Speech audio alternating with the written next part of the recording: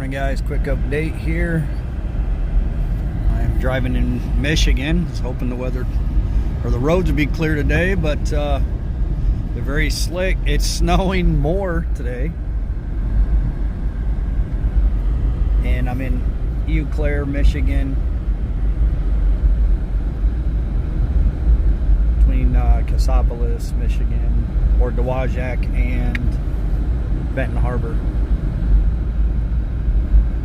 So you guys might enjoy the view today. It's not much different than yesterday. Not really any greater. Alright guys, hope you enjoy the videos. Just a little update. Talk to you guys later. I'm out. Peace.